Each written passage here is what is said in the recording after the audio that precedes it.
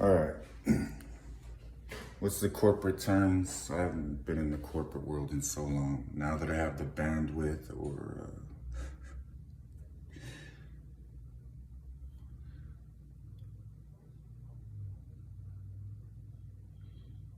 I'm willing to bet the owner would just sit down and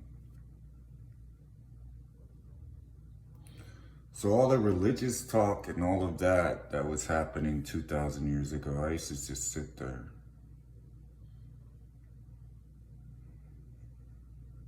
Well, I'm here. So, the whole Messiah thing, that came true. Just watch people get all kinds of upset. Why is everybody so upset? So that law thing, how'd that work out for you? That's the same way I'm really looking at Christianity, because I can't say in my heart that I 100% feel that it's a part of what I feel is effective to glorify my name and love people, which was the entire point, beloveds. So, in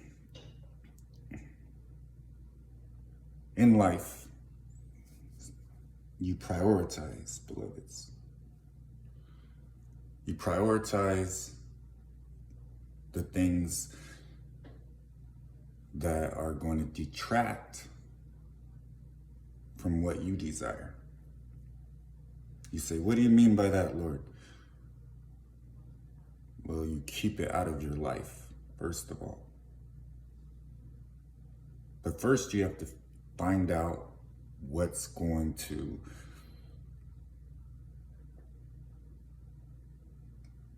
be useful to where you won't have to deal with it as much. And then what you actually have to get used to, beloveds. So I was praying about it and I thought to myself, even if my wife was crazy, and I do not think so in any way, I would still want to be her husband. Because my wife's world and her view of things is so much more enjoyable than a normal, what I'll call natural person's view and enjoyable activities, thought process, and spiritual condition of being around them for long periods of time would be like in my life.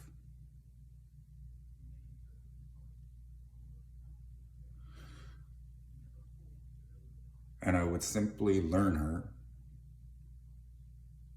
and I would come to the conclusion we're never going to have a normal marriage. But it will still be us.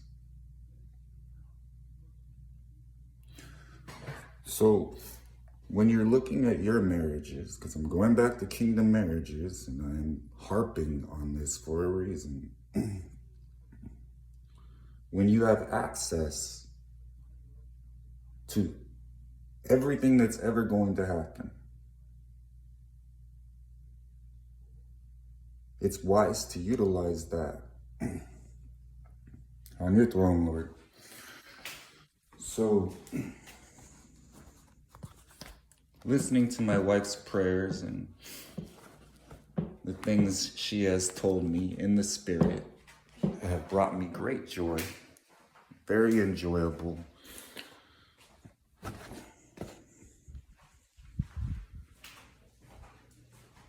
I, of course, thought of you guys. I think of the people in my kingdom.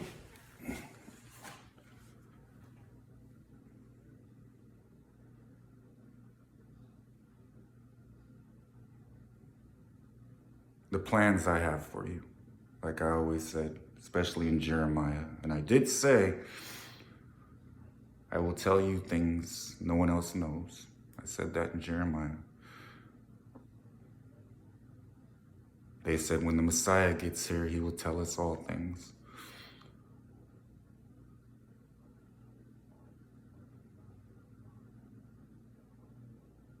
and the fact that my people are Christians, but followers of Jesus. Aside from my sheep know my voice. And one thing I was saying that I really liked was, I am the good shepherd. When the wolves come with the other one, with the paid hand, he runs away because he does not care about the sheep. I care about my sheep. So a lifetime of service and dedication to your people first comes from a lifetime and dedication to your God.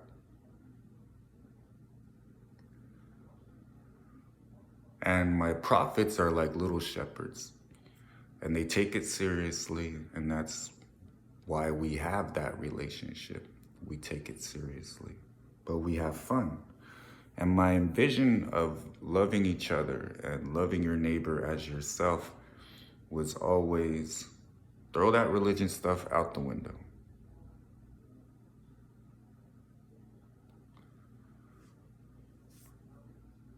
If you have it and you can give it. And then I started seeing that my people have a problem with saying no a lot of times. And my people really, we have this mentality of, I know that's mine, I know you stole it from me, but it's okay. But we don't express, hey, that hurt. We don't express, yo, you are really, we're taught to be long-suffering, and then the Lord will fight my battles. And then I had so many people telling me, Lord, I need you to really reprimand this person because they... So when I stood up and did all that, people's image of me turned into, he can't be Jesus. So I came back Old Testament. The transition that I'm going back into now is my gentle New Testament side that I love. And remaining that is what I'm gonna do. And when I was launching my ministry that my lovely wife allowed me to do, thank you, babe, I never got to say thank you. I was waiting for a specific time. I'm still discipling my wife. Lining up everything with timing, because now all the training that I've given her is kicking in. And I miss you, I do.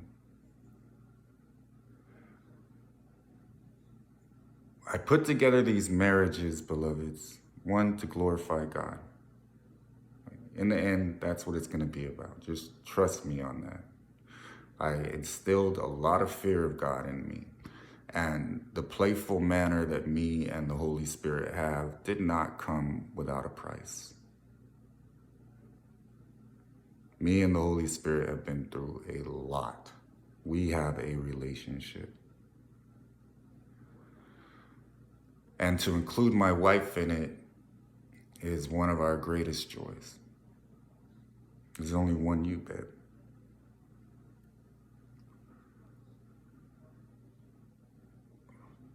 So when you and your spouse and your own style, then what I've essentially done is created 2 billion different styles. Because I thought about all the complaints that come against me and the glares I used to get because people really were angry with me. So I would see right into their spirit about how they really felt about me. And I said, okay, you guys tried it your way. Well, what if there were 2 billion of me? What would the world be like? So you don't know. So in our neighborhoods and where we're stationed, that's revival, beloveds. It's gonna start with the marriages. And then we will raise little tiny versions of me. And people will say, you love yourself that much? And no. Loving God is loving yourself. Until you love God, you can't love your neighbor. Until you love God, you can't love your spouse.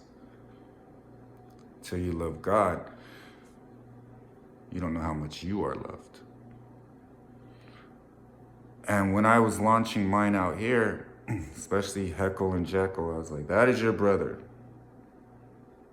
So you guys love each other. And I was teaching them, I had to teach them this. I was like, you're watching his back, he's watching your back. All right. And we even did it like 2,000 years ago. We were sitting under trees. The fact I even have to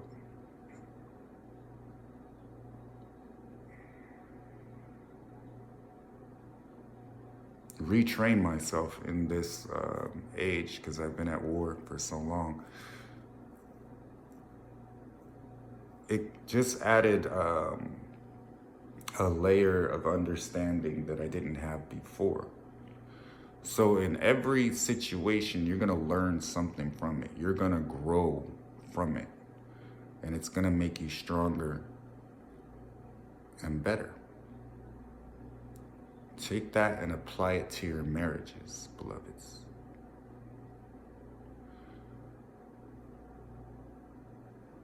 The past is the past. The future is longer. And one thing I was trying to impress upon my people, decisions are important.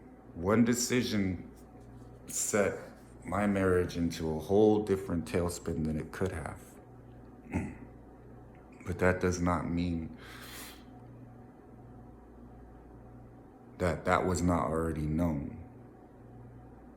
So rest assured, your marriage is in good hands. I pray about my marriage every single moment, pretty much. I mostly rest. I try and get my mind off of it, but it remains on it. So I distract myself a bit sometimes. But that's love. That's something all of us haven't had. So that's what I'm giving you. And the difference is, I want people to see how protected you are, and that's how you're gonna shine. Because my spirit is a gift, beloveds. And you treat it delicately. I am not worried about right now whether you smoke, whether you drink. I do not care. What I care about is you taking care of yourself, you taking care of your spirit, feeding it good things, being in the Word. If you get an assignment, eat,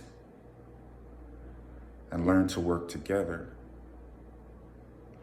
Because that's really how you're going to grow closer and closer, and that bond becomes real Christianity, where it used to be. We are different. We're God's people. All right, I love you.